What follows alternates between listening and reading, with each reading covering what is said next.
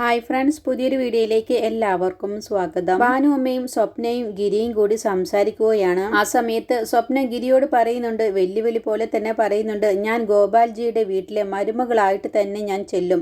സഞ്ജയെ ഞാൻ വിവാഹം കഴിക്കുക തന്നെ ചെയ്യും. അതിന് ആര് തന്നെ തടസ്സം നിന്നിട്ടും ഒരു കാര്യവുമില്ല. എന്റെ ലക്ഷ്യം ഞാൻ നിറവേറ്റുക തന്നെ ചെയ്യും പറഞ്ഞിട്ടാണ് സ്വപ്ന പോകുന്നത്. അപ്പോ ഭാനു അമ്മ ഗിരിയോട് പറയുകയാണ്, നീ അവൾ പറയുന്നതൊന്നും കാര്യമാക്കണ്ട. അവൾക്ക് എന്നാണാവോ നല്ല ബുദ്ധി വരിക എന്ന് പറയുമ്പോൾ ഗിരി പറയണ അതൊട്ടും തന്നെ അമ്മ പ്രതീക്ഷിക്കേണ്ട. അവളുടെ സ്വഭാവത്തിന് ഒരു മാറ്റവും വരാൻ സാധ്യതയില്ല എന്ന് പറയട്ടോ. അപ്പോൾ ഭാനുമ്മ പറയാണ്, ഗോപാൽജിയുടെ കൂടെ പണിയെടുക്കുന്നതിനെ കുറിച്ച് ഒന്നുകൂടി ആലോചിക്കണം എന്ന് പറയുമ്പോൾ ഗിരി പറയണ, എന്റെ സ്ഥാനത്ത് അച്ഛനായിരുന്നെങ്കിൽ അച്ഛൻ എന്തു ചെയ്യുമായിരുന്നു? അതാണ് ഞാൻ ചിന്തിക്കുന്നത്. അച്ഛൻ ഒരിക്കലും അന്നം തരുന്നവരോട് നന്ദികേട് കാണിച്ചിട്ടില്ല. ഈ നാട്ടുകാരെല്ലാവരും നമ്മളുടെ എതിരെ നിന്ന സമയത്ത് നമുക്ക് കൂടെ നിന്നത് ഗോപാൽജി മാത്രമാണ്. അയാൾക്ക് പല കുറവുകളും ഉണ്ടായിരിക്കും, അത് എനിക്കറിയാം. പക്ഷെ അയാളുടെ ആ സ്വഭാവമെല്ലാം മാറ്റിയെടുത്ത് നല്ലൊരു മനുഷ്യനാക്കുക എന്നല്ലേ നമ്മൾ കൂടെ നിന്ന് ചെയ്യേണ്ടത്. അപ്പോ ഭാനുമ പറയണേ, പണ്ട് മുതലേ ഇങ്ങനെയുള്ള കാര്യങ്ങളിൽ ഒറ്റയ്ക്കാണ് നീ തീരുമാനമെടുക്കുന്നത്. അതൊന്നും മാറ്റാൻ ഞാൻ പറയുകയില്ല. പക്ഷെ നീ എന്ത് തീരുമാനമെടുക്കുമ്പോഴും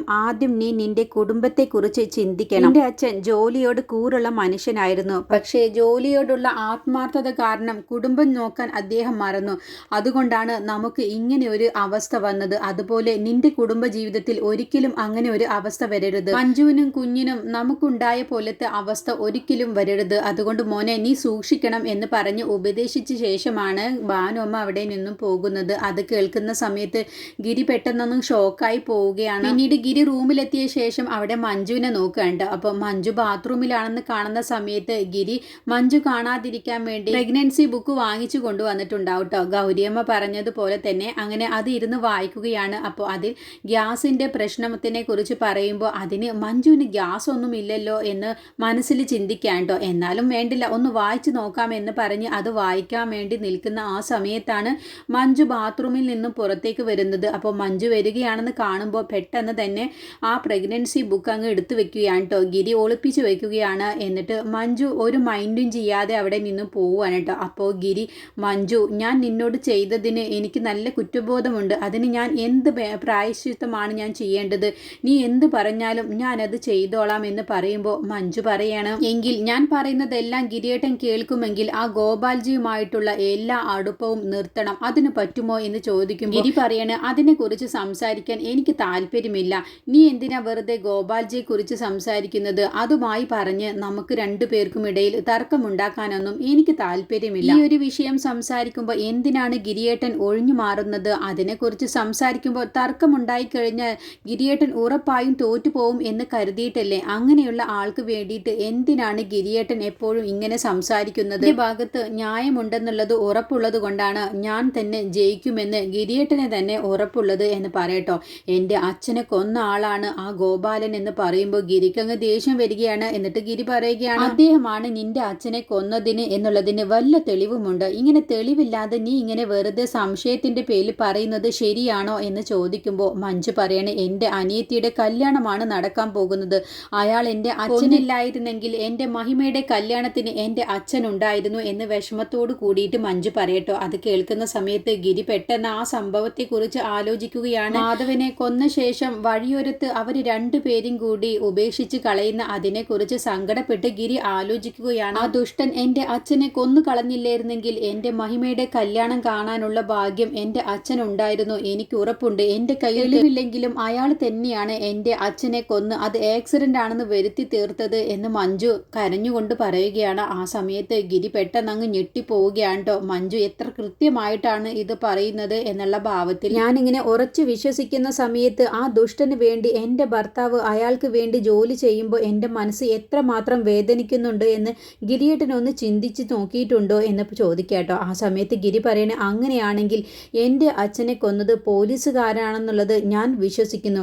അങ്ങനത്തെ പോലീസ് യൂണിഫോം ഇട്ട് നീ ഈ വീട്ടിൽ നിന്നും ദിവസവും ഇറങ്ങിപ്പോകുമ്പോൾ എൻ്റെ മനസ്സ് എത്രമാത്രം അധികം വേദനിക്കുന്നുണ്ട് എന്ന് നീ ചിന്തിച്ചിട്ടുണ്ടോ എന്ന് ചോദിക്കുമ്പോൾ മഞ്ജു പെട്ടെന്ന് അങ്ങ് പതറിപ്പോവുകയാണ്. എന്നിട്ടും ഞാൻ നിന്നോട് ഈ ജോലി ചെയ്യണ്ട എന്നൊന്നും ഇതുവരെ പറഞ്ഞിട്ടില്ലല്ലോ, അതിനുവേണ്ടി തടസ്സം നിന്നിട്ടില്ലല്ലോ.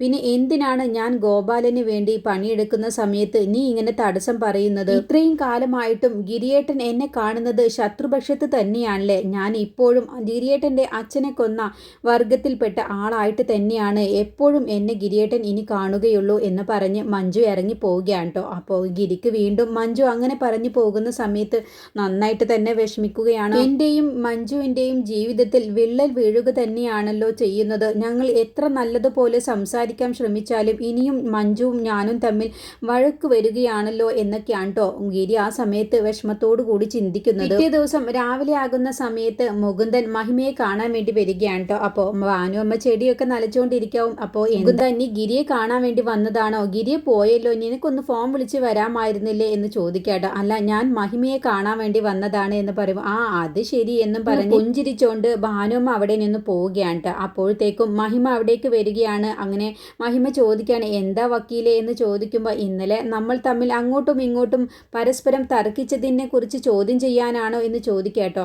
അതിനെക്കുറിച്ചൊന്നുമല്ല, നീ എന്നെ അങ്ങനെയാണോ കാണുന്നത് എന്ന് ചോദിക്കുമ്പോൾ ഇപ്പോൾ നമ്മുടെയൊക്കെ ജീവിതത്തിൽ ഒട്ടും പ്രതീക്ഷിക്കാത്ത കാര്യങ്ങളാണ് സംഭവിക്കുന്നത്. ഒരിക്കലും സ്ത്രീകളെ തല്ലില്ല എന്ന് ശപഥം ചെയ്ത ഗിരിയേട്ടൻ എൻ്റെ ചേച്ചിയെ അടിച്ചു. ഇപ്പോഴും ഞങ്ങളുടെ ഭാഗത്ത് നിന്ന് സംസാരിച്ചിരുന്ന വക്കീല് ഗിരിയേട്ടൻ ചേച്ചിയെ അടിച്ചതിന്റെ പേരിൽ ന്യായീകരിച്ചു പറയുന്നു. എടോ, ഞാൻ ന്യായീകരിച്ചതൊന്നുമല്ല, ഗിരി ചെയ്തത് തെറ്റ് തന്നെയാണ്. പക്ഷെ അവരിപ്പോ അച്ഛനും അമ്മയും പോകുന്ന ഈ സമയത്ത് അവർ തമ്മിൽ ഇങ്ങനെ ഒരു വഴക്കിടുമ്പോൾ അത് കുഞ്ഞിനെ കൂടി ബാധിക്കില്ലേ? അതുകൊണ്ടാണ് ഞാൻ അവന്റെ ഭാഗത്ത് നിന്ന് സംസാരിച്ച് ഇങ്ങനെ ഒരു പ്രശ്നം സോൾവ് ചെയ്യാൻ നോക്കിയത്. അവർ തമ്മിലുള്ള പിണക്കം മാറണമെന്ന് തന്നെയല്ലേ നീ ആഗ്രഹിക്കുന്നത് എന്ന് ചോദിക്കുമ്പോൾ അതെ, അങ്ങനെ തന്നെയാണ്. പക്ഷേ അവർ തമ്മിലുള്ള പിണക്കം മാറുമെന്നൊന്നും എനിക്ക് തോന്നുന്നില്ല. ഗിരിയേട്ടൻ ഇപ്പോഴും ചേച്ചിയോട് ക്ഷമ ചോദിച്ചിട്ടില്ല. എപ്പോഴും ചോദിച്ചല്ലോ, മാപ്പ് പറഞ്ഞല്ലോ ഗിരി എന്ന് പറയുമ്പോൾ അതെ, പക്ഷേ ഇപ്പോഴും തെറ്റ് തിരുത്തിയിട്ടില്ല. ഇപ്പോഴും ഗിരിയേട്ടൻ ഗോപാലന്റെ കൂടെ ജോലി ചെയ്യുകയാണ്. അതുകൊണ്ട് അവരുടെ പ്രശ്നം ഇപ്പോഴൊന്നും തീരുമെന്ന് എനിക്ക് തോന്നുന്നില്ല. അപ്പോൾ വക്കീല് പറയണ ഗിരിക്ക് ഗോപാലനുമായിട്ടുള്ള അടുപ്പം അത്ര പെട്ടെന്നൊന്നും അവസാനിക്കാൻ പറ്റുമെന്ന് തോന്നുന്നില്ല എന്ന് പറയുമ്പോൾ അത് പ്രശ്നമില്ല, ചേച്ചി അയാളെ എത്രയും പെട്ടെന്ന് അറസ്റ്റ് ചെയ്ത് അകത്താക്കുമ്പോൾ താനെ അവരുടെ ബന്ധം അങ്ങ് അവസാനിച്ചോളും എന്ന് പറയട്ടോ. അപ്പോൾ വക്കീല് ചോദിക്കുക, എന്നാ പിന്നെ നമ്മുടെ തമ്മിലുള്ള പ്രശ്നം മാറിയില്ലേ? മാറി വരുന്നു എന്ന് മഹിമക്ക് ചിരിച്ചോണ്ട് പറയട്ടോ. എങ്കിൽ ഒരു കാര്യം ചെയ്യാം, ഗിരിയും മഞ്ജുവും തമ്മിലുള്ള ഈ പ്രശ്നത്തിൽ നമ്മൾ തമ്മിൽ അങ്ങോട്ടും ഇങ്ങോട്ടും വഴക്കിടരുത് എന്നുള്ളൊരു തീരുമാനമെടുക്കണം. അല്ല എന്നുണ്ടെങ്കിൽ നമ്മളുടെ ജീവിതത്തിൽ പരസ്പരം അങ്ങോട്ടും ഇങ്ങോട്ടും വല്ലാത്ത പ്രശ്നങ്ങൾ ഉണ്ടാവും. എന്താ അങ്ങനെ ഒരു തീരുമാനം എടുക്കുകയല്ലേ എന്ന് ചോദിക്കുമ്പോൾ അത് ശരിയാണ്. ഗിരിയേട്ടനും ചേച്ചിയും തമ്മിലുള്ള വഴക്കിന്റെ പ്രശ്നത്തിൽ നമ്മൾ തമ്മിൽ ഇനി അങ്ങോട്ടും ഇങ്ങോട്ടും ഒരു പ്രശ്നവും ഉണ്ടാവരുത് എന്ന് പറഞ്ഞ് അവർ രണ്ടുപേരും കൂടി സന്തോഷത്തോടു കൂടി പുഞ്ചിരിക്കുകയാണ് കേട്ടോ. ആ സമയത്താണ് ഇത് കണ്ടും കൊണ്ട് സ്വപ്ന അവിടേക്ക് വരുന്നത്. എന്നിട്ട് സ്വപ്ന പറയുന്നു, എന്താണാവോ ഇത്ര സന്തോഷിച്ച് ചിരിക്കാനുള്ളത്? എനിക്ക് കൂടി കേട്ടിരുന്നെങ്കിൽ ഞാൻ കൂടി നിങ്ങളെ കൂടെ ചിരിക്കാൻ കൂടാമായിരുന്നു എന്ന് പറയട്ടോ. അപ്പോൾ മഹിമ പറയണ, നിനക്കിങ്ങനെ ആവശ്യമില്ലാത്തടത്ത് വലിഞ്ഞു കയറി വരാൻ നാണമില്ലേ? അപ്പോൾ സ്വപ്ന പറയണ, നാണത്തെക്കുറിച്ച് സംസാരിക്കാൻ പറ്റിയ ആളാണല്ലോ നീ എന്ന് പറഞ്ഞ് മഹിമയെ ഒന്ന് കളിയാക്കാൻ കേട്ടോ. അത് കേൾക്കുന്ന സമയത്ത് മഹിമയ്ക്ക് ചെറിയൊരു ബുദ്ധിമുട്ട് വരികയാണ്. മുകുന്ദ, കെട്ട് കഴിയുന്നത് വരെ ഇവളെ ഒന്ന് സൂക്ഷിക്കുന്നത് നല്ലതാണ്. നിശ്ചയം കഴിഞ്ഞിട്ട് മുങ്ങിയ ഇവള് പിന്നെ പൊങ്ങിയത് വല്ലവന്മാരെയും കൂടെ ഹോട്ടലിലാണ്. കല്യാണത്തിന് മുങ്ങിയ പിന്നെ ഇവള് പൊങ്ങുന്നത് ആരുടെ കൂടെയാണെന്നുള്ളത് ആർക്കറിയാം? അത് പറഞ്ഞതോടുകൂടി മുകുന്ദന് ദേഷ്യം വരികയാണ് കേട്ടോ. അതോടുകൂടി സ്വപ്നയുടെ കാരണം നോക്കി ഒന്നങ്ങ് പൊട്ടിക്കുകയാണ്. എന്നിട്ട് പറയുകയാണ്, എല്ലാത്തിനും ഒരു പരിധിയുണ്ട്. നീ എന്ത് പറഞ്ഞാലും ഞാൻ പ്രതികരിക്കില്ല എന്നുള്ളൊരു തോന്നൽ നിനക്കുണ്ട്. ഈ അടി നീ എപ്പോഴും ഓർത്തിരിക്കണം. ഇനി നീ എന്തെങ്കിലും പറയാൻ വാ തുറക്കുന്ന സമയത്ത് ഈ അടി നീ ഓർത്തിരിക്കണം. അതിനു വേണ്ടിയിട്ടാണ് നിന്നെ ഞാൻ ഇപ്പോൾ അടിച്ചത്. അടി കിട്ടിയതോടുകൂടി സ്വപ്ന മഹിമയെയും മുകുന്ദനെയും ദേഷ്യപ്പെട്ട് തുറിച്ചു നോക്കിയ ശേഷം ഒന്നും മിണ്ടാതെ അകത്തേക്ക് പോവുകയാണ്.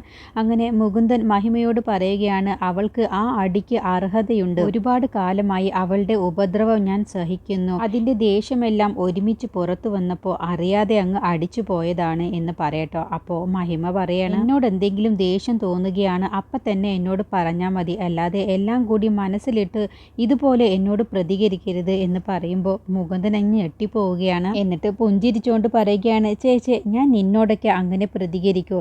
ഞാനൊരു പാവമല്ലേ എന്ന് പറയുമ്പോൾ എനിക്കറിയില്ല, എനിക്കത്ര പാവമായിട്ടൊന്നും തോന്നുന്നില്ല എന്ന് മഹിമ പറയും. അങ്ങനെ അവർ സന്തോഷത്തോടു കൂടി സംസാരിച്ച ശേഷം അകത്തേക്ക് പോവുകയാണ് കേട്ടോ. പിന്നീട് സ്റ്റേഷനിലേക്ക് മഞ്ജുവിൻ്റെ അടുത്തേക്ക് നിത്യയുടെ അമ്മയും അച്ഛനും വരികയാണ്. എന്നിട്ട് കേസിൻ്റെ കാര്യം ചോദിക്കുകയാണ്. അപ്പോൾ മഞ്ജു അവരോട് കള്ളം പറയുകയാണ്. എന്നിട്ട് പറയാണ്, ശാലിനിയുടെ കേസിൻ്റെ കാര്യത്തിൽ ഒരു തീരുമാനം തന്നെ ആവാൻ തുടങ്ങിയിട്ടുണ്ട്. കേസിനൊക്കെ ഒരു വഴിത്തിരിവാവാൻ തുടങ്ങിയിട്ടുണ്ട്.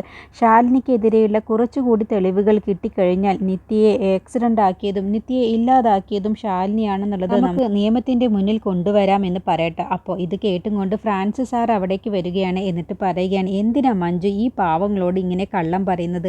നിത്യയുടെ കേസൊക്കെ വേണ്ടാന്ന് വെച്ചതാണല്ലോ, പിന്നെ എന്തിനാണ് ഇവരോട് വെറുതെ ഇല്ലാത്ത കാര്യം പറഞ്ഞ് അവർക്ക് വെറുതെ മോഹം കൊടുക്കുന്നത് എന്ന് പറയുമ്പോൾ മഞ്ജു അങ്ങ് പതറിപ്പോവുകയാണ് കേട്ടോ. അപ്പോൾ അവർ ചോദിക്കുകയാണ്, എന്താണ് ഈ സാറ് പറയുന്നത്, സത്യമാണോ എന്ന് ചോദിക്കുമ്പോൾ മഞ്ജുവിനൊന്നും പറയാൻ കഴിയുന്നില്ല കേട്ടോ. എന്തിനാ മാഡം ഞങ്ങളോട് വെറുതെ ഇങ്ങനെ ഇല്ലാത്ത കാര്യം പറഞ്ഞത്? ഞങ്ങളുടെ മോളുടെ കാര്യം ഞങ്ങൾ തന്നെ നോക്കിക്കോളാം, മേഡത്തിൻ്റെ ഒരു സഹായവും വേണ്ട, എൻ്റെ മോളെ ഇല്ലാതാക്കിയവർക്കുള്ള ശിക്ഷ ഈശ്വരനായിട്ട് കൊടുക്കുമെന്ന് പറഞ്ഞ് കരഞ്ഞുകൊണ്ട് ആ അമ്മ പറയുകയാണ്. അപ്പോഴാണ് അവിടേക്ക് ശാലിനി വരുന്നത്. എന്നിട്ട് ശാലിനി പരിഹാസത്തോടു കൂടി അവരുടെ മുന്നിൽ വെച്ച് മഞ്ജുവിനെ ഇല്ലാതാക്കി കൊണ്ട് സംസാരിക്കുകയാണ്. എന്നിട്ട് പറയുകയാണ്, അകത്താക്കുമെന്ന് പറഞ്ഞതല്ലേ, ഇപ്പോൾ എന്തുണ്ടായി? നിങ്ങളോട് അന്ന് ഞാൻ പറഞ്ഞതാണ്, നിങ്ങൾക്ക് പൈസ തരാം ഈ കേസിൽ നിന്നും പിൻവലിക്കാൻ, പക്ഷേ നിങ്ങളത് കേട്ടില്ല. ഇപ്പോൾ നിങ്ങൾക്ക് പൈസയും പോയി, നിങ്ങളുടെ മകളും പോയി, എന്തുണ്ടായി എന്നൊക്കെ പറഞ്ഞ് അവർ വല്ലാതെ അങ്ങ് മോശമായി സംസാരിക്കുകയാണ്. അങ്ങനെ അവർ മഞ്ജുവിനോട് പറയുകയാണ്, ഇങ്ങനെ ഞങ്ങളെ പറഞ്ഞു പറ്റിക്കരുതായിരുന്നു മേഡം, മാധവൻ സാറിൻ്റെ മോളായിട്ട് പോലും നിങ്ങൾ ഇങ്ങനെ ഞങ്ങളെ പറ്റിച്ചല്ലോ എന്ന് പറഞ്ഞ് മഞ്ജുവിനെയും കുറ്റപ്പെടുത്തിയിട്ടാണ് കേട്ടോ അവിടുന്ന് പോകുന്നത്. അപ്പോൾ ആ സമയം നിത്യയുടെ അമ്മ ശാലിനി ശപിക്കുന്നുണ്ട്, നീ പണത്തിൻ്റെ അഹങ്കാരത്തിൻ്റെ ഹുങ്കാണ് നീ കാണിക്കുന്നത്, ഈ പണമെല്ലാം നഷ്ടപ്പെട്ട് നീ തെരുവിലേക്ക് വരുന്ന ഒരു അവസ്ഥ വരും, അന്ന് നമുക്ക് നേരിൽ കാണാമെന്ന് പറഞ്ഞ് ശാപവാക്കുകൾ പറഞ്ഞിട്ടാണ് കേട്ടോ നിത്യയുടെ അമ്മ പോകുന്നത്. അങ്ങനെ മഞ്ജുവിനെ ശാലിനി പരിഹസിച്ചുകൊണ്ട് സംസാരിക്കുകയാണ് കേട്ടോ, നിന്റെ ഈ ജോലി വരെ തെറിപ്പിക്കാൻ എന്നെ കൊണ്ട് കഴിയും, പക്ഷേ നീ ഈ യൂണിഫോമിൽ തന്നെ എല്ലാവരുടെയും മുന്നിൽ വെച്ച് അപമാനിക്കുന്നത് എനിക്ക് കാണണം, അതുകൊണ്ട് മാത്രമാണ് എന്ന് പറയട്ടോ. പിന്നെ ഇപ്പോൾ നിന്റെ അച്ഛന് പോലും പേരുദോഷമായില്ലേ എന്നങ്ങ് പറഞ്ഞതോടുകൂടി നീ ഇനി ഒരക്ഷരം പോലും എൻ്റെ അച്ഛനെക്കുറിച്ച് പറഞ്ഞു പോവരുത് എന്ന് പറഞ്ഞ് മഞ്ജു നന്നായിട്ട് തന്നെ ശാലിനിയോട് ദേഷ്യപ്പെട്ട് സംസാരിക്കുകയാണ് കേട്ടോ. എന്നിട്ട് ശാലിനിയുടെ കഴുത്തിനങ്ങ് കയറി പിടിക്കുകയാണ്. നീ എന്ത് പറഞ്ഞു?